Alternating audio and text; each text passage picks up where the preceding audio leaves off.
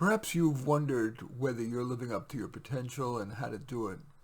And I've thought about whether I should share third-party things that have worked for clients, but I decided not to for two reasons. One, because I've done that and it's interspersed through a number of my previous podcasts. But also, while the advice I've given to clients is taken and sometimes it works, I thought it would be actually more interesting and more valid to share what has worked for me, while fully acknowledging, I'm certainly not saying that what has worked for me is always going to work for you, but these have worked for me in attempting to live up to my potential, both career-wise and life-wise. First of all, ironically, even though I have a PhD from Berkeley, I can really look you in the eye and tell you that if I was starting again, I wouldn't have done it. Too much time.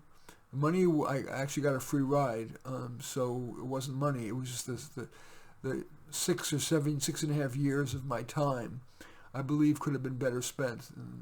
Those wonderful years of the 20s could have been better spent.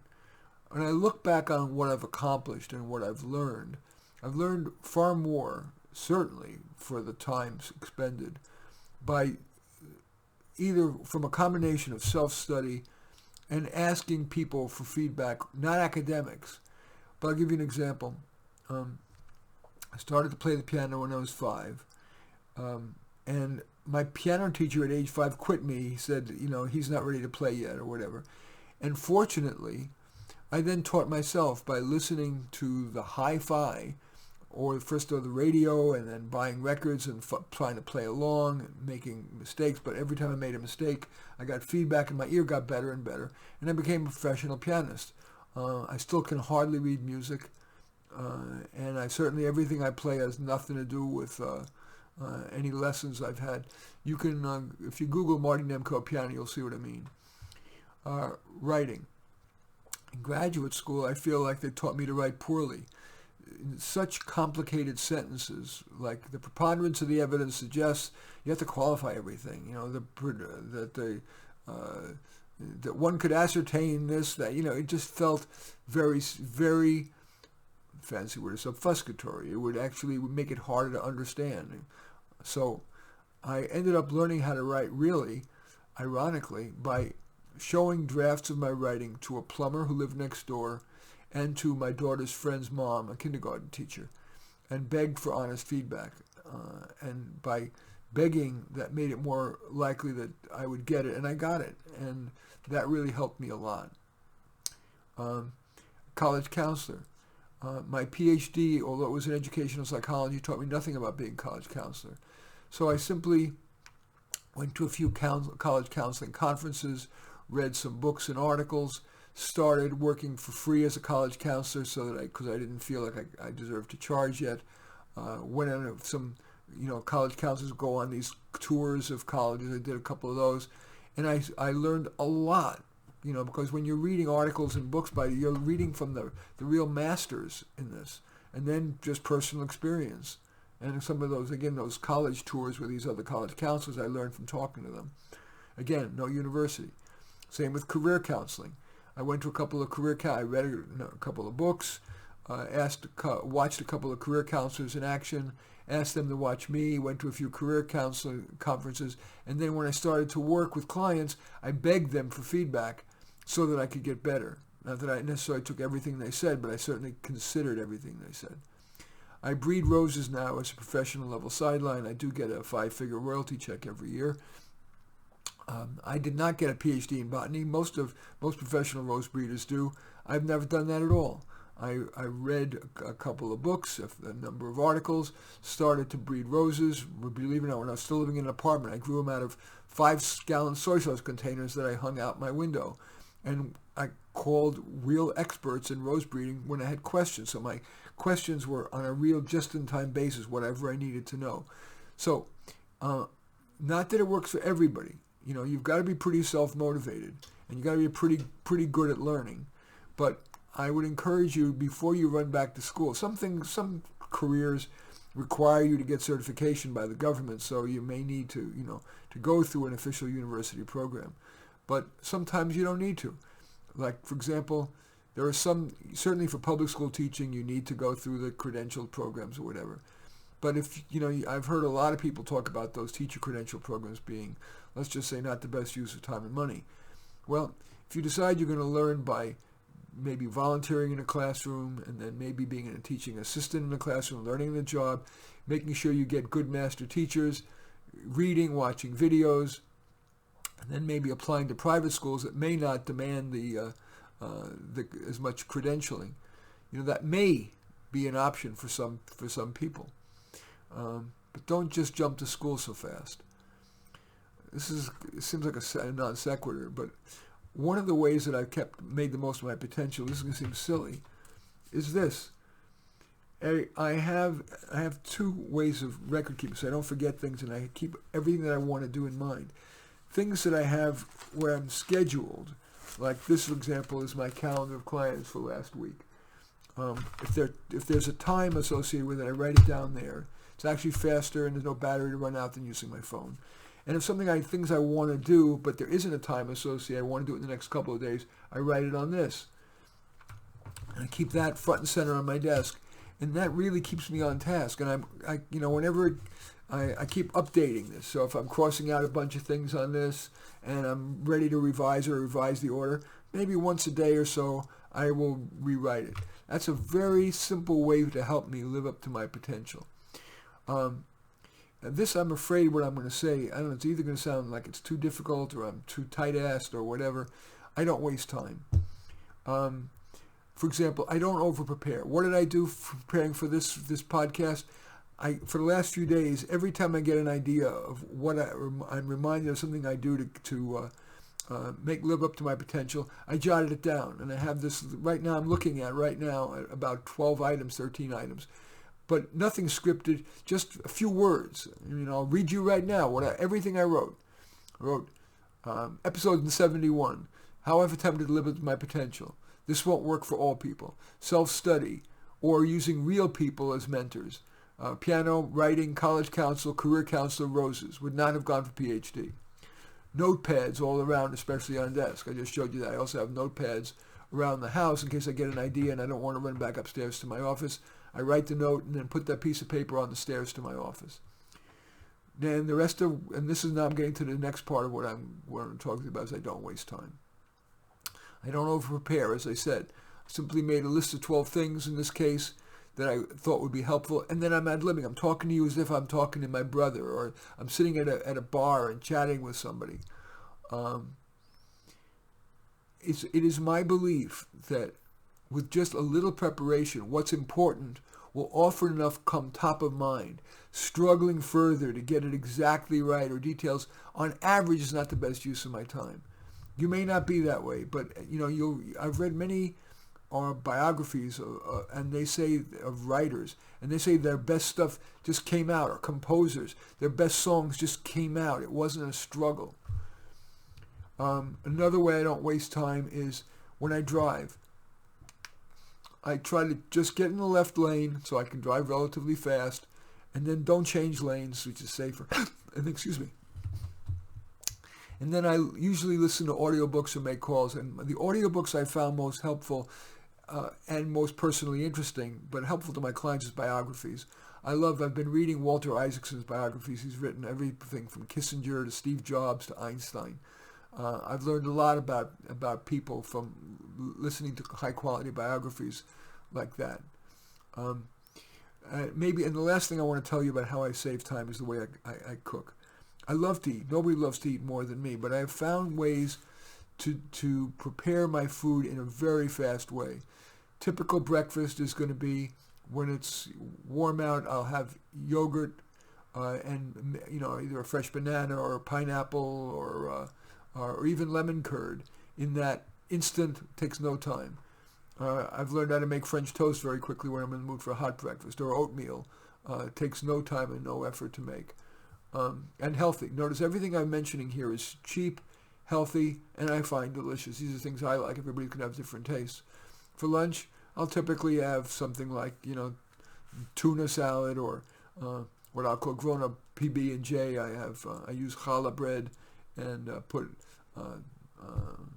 chunky peanut butter and usually like fresh oranges or fresh bananas on them, or lemon curd. And I love it, and it takes a minute to prepare. Or I'll make a salad. Dinner, I've become a big fan. I don't eat that much meat, but when I eat a piece of beef, it's usually hanger steak, which is considered an inexpensive cut, but it's really delicious and wonderful. Hard to find in supermarkets, easy to find in butchers.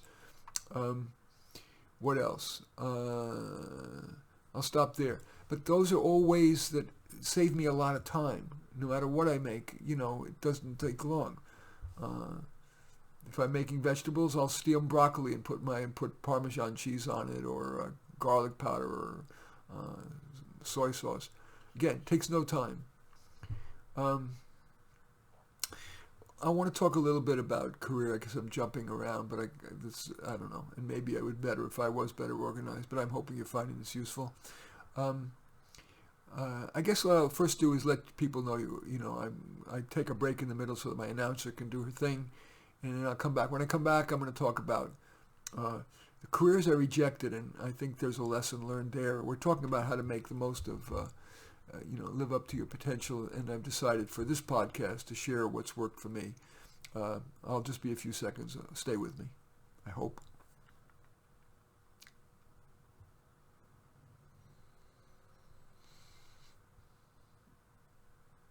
Okay, I do thank you for staying with me. I was a professional pianist at a very young age and making very good money. And I could have easily stayed with that my whole life, but I'm very pleased in terms of living up to my potential to have at age 22, I just stopped deliberately because I felt like my mind was going to waste. I mean, you play Hava Nagila and the Tarantella, and When Irish Eyes Are Smiling enough times, and it gets very old, and I was also getting fat eating all those buffets. So I rejected my career as a musician. I had played 2,000 weddings and bar mitzvahs between age 12 and 22 in New York City, and I'm really glad I gave that up. I still play occasionally for various things, but not often. I had a chance to buy what was it would have been very successful. Aronell's Pizza was a pizza by the slice, one of the first pizza by the slice places in California. Delicious pizza. I had a chance to buy it, and I deliberately chose not to. I said, do I really want a career selling pizza? Not that there's anything wrong with it, but I think I was wise to not do it. Although occasionally I wonder whether I might not have done more good selling pizza, good quality pizza, and treating my workers well than even my career as a career counselor and a writer. But I think I feel good about having rejected that in terms of making the most of who I am. I mean, I think a lot more people could sell pizza. Not as many people could write, do podcasts, be career counselor. And I think I was making the most of myself by rejecting the pizza by the slice career. Something I do periodically is I'm not shy. I'm not social, but I'm not shy. And so as long as I feel it's ethical, I do ask for what I want. And the most vivid example of this is when I was in college. I drove a taxi cab, and I picked up a passenger in front of the very prestigious Rockefeller University. And I asked the guy whether he worked there, and he says, yes, he's a professor. And as it happened, he was a professor who I'd heard of. I was taking a course where I'd heard of him. His name is Neil Miller. And I said, jokingly, I'm not letting you out of this cab until you give me a job. Fortunately, he laughed, realized I was joking. He said, send me a letter. This was 1969, or 70, before computers. And so I went home. I was working the night shift because I went to college during the day, and I was doing the night shift driving the cab. When I got home, it was midnight. On my old Smith Corona typewriter, I typed a letter of interest, and that night went to the post office, went to the mailbox, and dropped it in the mailbox. And I got a job at the Rockefeller University. And long story short, it was very helpful for me in getting into graduate school. So asking for what you want as long as it's ethical. I'm always surprised at how shy people are. My career counseling clients are shy to call even their own personal network, or afraid of feeling that they're embarrassed or imposing, or that they're stupid, or embarrassed that they're not employed. It's appropriate to ask for your friends, hey, might you have a job lead for me? You're not sounding desperate. You're saying, I'm looking for my best job yet. Here's what I'm looking for. Might you know somebody? There's nothing embarrassing about that. Yet many of my clients don't. So I think part of making the most of who you are is to ask for what you want, as long as it's ethical. Other ways that I've saved, back to the saving time thing, I work at home, which is great. The commute is ever more nauseating and gridlocked, strangling, choking. You choose your own adjective. I love working at home, 0-minute commute, and especially now with COVID, but even before, increasing number of my clients I see by phone or Zoom, which is great. So I don't have to get dressed up, which is wonderful. Zoom, maybe in my wife calls me the underwear author. I will sit in my shorts normally when I'm writing, and even with clients, I just put on a top so that I don't look bizarre. And 0-minute commute, I love it. I get to have my dog with me all the time, which I love. I'm also self-employed, so there's no bureaucracy, and there's no employees. I'm a terrible marketer. I'm not rich, and I'm sure if I was a marketing type, I would have made a lot more money, but I make a middle-class living, and that's fine. I'm not a big spender, and I have no employees. I had a personal assistant for a long time because I always preached outsourcing, but I found that I had to spend so much time, whether it be teaching her or him, or spending time because I wanted to be a good boss. So I spent a lot of time listening and supporting the person, and taking her out to lunch and just being the perfect boss. And I was saying to myself deep down, do I really want to do all that? And in the end, I gently let my personal assistant go, and I'm almost glad now that I do my own laundry because I get out of this chair, because I'm in this chair all the time writing or seeing clients. So I get out of the chair to do my laundry, to do clean the toilets, to mop the floors, to make my meals, to do everything, and I'm glad. And that way I only see people when I want to see them. So I like being self-employed, no employees. Another thing in terms of efficiency that I do that really I think helps is I multitask, which always has a bad name, but so, you can always do something mindless while you're doing something that requires mindfulness. So when I'm with a phone client, I may well be dusting, or picking stuff up off the floor or whatever while I'm with a client, or pulling weeds. These are things that need to be done, and they don't take any brain power. And I'm also moving instead of sitting in this chair. So I'm always happy to multitask in that way. But my favorite multitasking is I take a vigorous hike every day, either to Trader Joe's. I'll talk about the Trader Joe's example. I have a sweet doggy, Hachi, and we will walk. It's a little over a mile from my house to Trader Joe's. And that way he gets to pee and poop, I get to exercise, and I bring something, something to think about, whether it be the next article I'm going to write, podcast, or my next client who might have a thorny problem. I always bring something to think about. And then when I'm coming back from Trader Joe's, now I've got my hands full of groceries. That really helps me get good exercise. So that's a huge amount of multitasking, and yet it doesn't hurt my efficiency at all. It certainly helps it. Another thing I do, I try to, in terms of maximizing living up to my potential, I build on my strengths. What I do best is think on my feet, whether it be verbally and writing. So I look as many opportunities to think on my feet as possible, and I recognize my weaknesses. I can't fix anything. I'm really bad at it. So when something breaks that's bigger than a light bulb or changing a toilet paper roll, I tend to call somebody in. It's just always better, and I'm really glad. That's a good use of my money. I'm not materialistic, but I do know my limitations, and I think that helps me to make the most of who I am. I don't know if this, in terms of making the most of who I am, I guess it is relevant.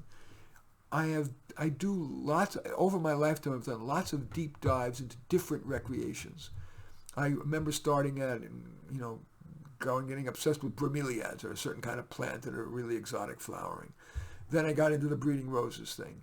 Then I got into, certainly I was a runner. Basketball. I've played probably as much basketball as Kareem Abdul-Jabbar. What else? Lately, it's been baking. I've suddenly become, I started with scones because I always thought scones were dry, and I was on a quest to make really delicious, yummy scones, and then I moved from there to different kind of cakes, pina colada cakes, and blueberry lemon cakes, and walnut cakes, and all kinds of things, and I'm sure I'll get sick of that too, but that's my current thing. But doing deep dives into different things enables you to feel a sense of competency. And if you stay with it for a while, and then when you get sick of it, change. I think that's been helpful to help me make the most of who I am. And the last thing I want to tell you is really going to sound sanctimonious, and I've said it many times, but I truly believe it. Making the most of my potential requires a foundational value that I hold that most people disagree with. My belief is that the life well led is defined by making the most of every heartbeat. So I am constantly thinking, not about rushing, but I'm constantly thinking about, is this a wise use of my time? And again, it's sanctimonious, but is this going to benefit people? Why do you think it's now 10:20 at night on a Sunday night on Thanksgiving Day weekend? And what am I doing? I'm making this podcast for you in the hope that it's of value. I could watch TV, I could read a book, I could do whatever, but I'm always thinking about, how can I make the most value? And I'm 71 and a half. I'm not burning out at all. In fact, by trying to make the most of each moment, each heartbeat, whether it be choosing what activity to do or how to do it efficiently without rushing, I believe that I've greatly enhanced my life, and that to me is core to making the most of my potential. Anyway, I want to briefly recap, and then we'll say goodbye. Number one, I stipulated that how I've attempted to live up to my potential may not work for everybody. Two, I believe the first point I wanted to make was a self-study combined with getting feedback from real people, not academics, has enabled me to become a professional pianist, a writer, college counselor, career counselor, and rose hybridizer. And that I really would not have gone for a PhD if I could do it over again. I have notepads all around to make sure that anything that's important is in front of me. So maybe to make things simpler again, I have just two. One is for my scheduled appointments for my clients when I know I have clients. When there's a time associated with it, that's there. And then for those that I want to do in the next day or two, I write them on this, which sits in front of me all the time. Very key to living up to my potential. I don't waste time. The key to that is I don't over-prepare. I believe that I could have spent hours and hours preparing for this, but I believe that the limited time I spent was a better use of my time so I can move on to the next thing, my next article or whatever, or get to sleep, which is what I'm going to do after I finish this probably. Don't over-prepare. Usually additional struggling is not worth the time. What else? I cook very efficiently. So much doesn't take a lot of effort, whether you're making salads or oatmeal or yogurt and fruit. We spend too much time cooking for relative to the benefit of health. You can eat really well, cheaply, and quickly, using examples I gave. One thing I haven't mentioned, which I should, I remember the guy who invented the television set, the television in 1929, but the world wasn't yet ready for it. I guess the radio had just, hadn't been around that long, and people weren't ready to believe that there was TV. So he didn't get the credit or the money or whatever, and really TV didn't come into its own until the 40s. You have to realize your time. One of the things I believe in the most is that that ultimately we do the most good for humankind if we value merit above all. But we're in an era where other factors, demographics, are seen, and redress of past racism and sexism, lingering racism, whatever your politics are, is so important that if I were to go and write or talk more about that the wisdom resides in merit. And of course, I don't care what your color is, or your gender.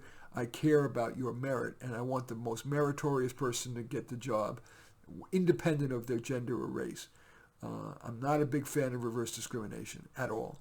But if I were to talk about that today, it's a waste of time, and I'm just going to get, criticized, censored, and suffer undue stress for no reason. So I've avoided that. I try to avoid topics where I'm not going to make a difference. I'm obsessed with this idea of spending my time where I'm going to make as big a difference for my sphere of influence as possible. Asking for what you want, very important, as long as it's ethical. Not everybody can do this, but I'm not social, and so I'm very happy working at home, being self-employed by myself, no employees, enables me to really make the most of who I am, I'm quite efficient. I believe multitasking is unduly criticized. I like to multitask, especially, and the best example I gave was with when I walk my dog to Trader Joe's while I'm thinking about some problem that I've got to solve. I build on my strengths, outsource the rest. You think about what you're really good at, what you've been praised for, what you've done well at. Build on those rather than remediate weaknesses, at least from where I sit, that's wise. And do deep dives into various recreations until you get sick of it. And then the final thing I said was, at least from where I sit, the most important way to maximize your potential and make a contribution on this earth, which is what I believe it's all about, not necessarily the pursuit of happiness. I like the Mother Teresa school of thought. She couldn't have been happy getting bitten by scorpions in the stench of the streets of Calcutta, and yet she certainly lived a life well led, I believe, trying to make the most of every heartbeat. In any event, I do thank you for watching. I'm Marty Nemko. I like to end every one of these shows with the following, which I believe is more relevant now than ever, although I've said it on my NPR radio shows, NPR San Francisco radio show, for many years. We find comfort among those who agree with us, growth among those who don't.